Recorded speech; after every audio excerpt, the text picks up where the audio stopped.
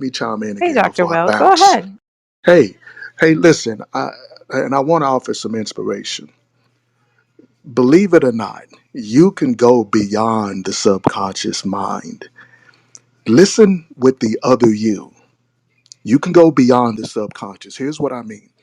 There's 7 levels of mind. Any respectable psychologist will tell you this. There are 7 levels of mind, and there are 3 divisions. Let me break it down. The first division at the bottom of the pyramid is the conscious mind. You have 4 levels of subconscious. That's only 5 levels of mind. There are two, hence the all seeing eye on the back of the dollar bill, illuminated above the rest of the pyramid. You notice that? Those are the super conscious levels of mind. So when you learn to access those levels, that is the actual, those levels of mind are the actual blueprint, if you will, of mind. Here's what I mean by that. So remember the game of connect the dots, right? The conscious mind works by connecting dot to dot to dot to dot to dot. The subconscious works differently. It illuminates all of the dots at the same time. The superconscious is even stranger because it provides the energy that you need to connect the dots in the first place. We know that the subconscious is a storehouse of images and archetypes. Right? We know that. But where does the formation of those images come from? Where does the subconscious get its energy from to construct those archetypes in the first place? And this is what the government, and I can prove this very easily, this is what they took out of the college curriculum in 1953, the start of the Cold War. And the excuse that they gave to the mainstream psychologists was that they were encroaching on the land and ground of metaphysics and that they weren't prepared for that. So essentially, what I'm telling you is the government weaponized that information, just like they outlawed hypnosis too.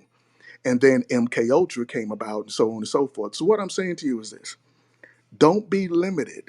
Don't be restricted to the subconscious. You can go beyond that and go to the true architecture of mind to design your life. So there is a difference, ladies and gentlemen, between spirit and soul. Yale University teaches that. They tell you that the psyche, when you look up the definition, has three translations: mind, soul, or butterfly. Hence the movie The Butterfly Effect, right? Soul and psyche are equivalent, right? But when you get into spirit, that's a whole other baby. So the mind is like a vehicle for the soul. It transports it from point A to point B, like your car transports your physical body from point A to point B.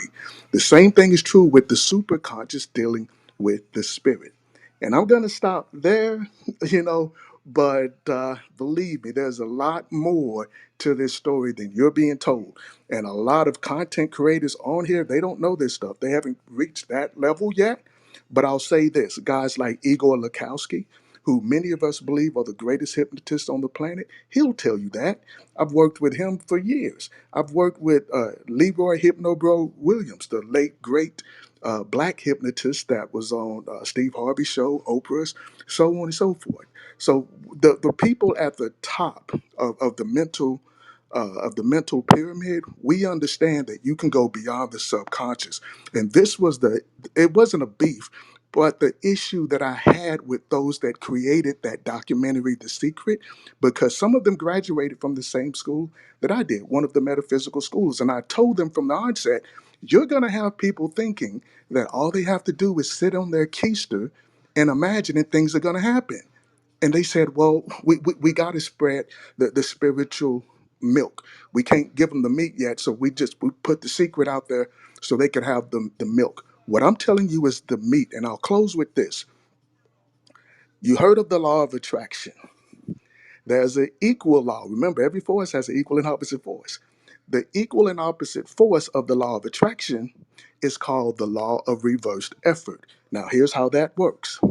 You can write down all the things you want. You can visualize all the stuff you want. If you ask for something and you don't believe in your heart that you're going to get it, you get the exact opposite of what you ask for. And I want you to understand that clearly. If you don't believe that you're going to get what you're asking for, you get the exact opposite of what you ask for. So the key here is confidence. And you can hear that in me. And that scares a lot of people. Some people on here don't like me because of that. But that's fine. But at the end of the day, you need to believe in you. Set your blueprint, build, stay away from the ways of the world, stop listening to the naysayers. You be the grand architect of your life and freaking go for it. Get off your keister and go for it. It's Dr. Will. I'm out. Thank you. Damn, dude. Damn, I've just got to let that marinate for a second. Okay, I hear you, doctor. That was amazing. Wow. Hmm.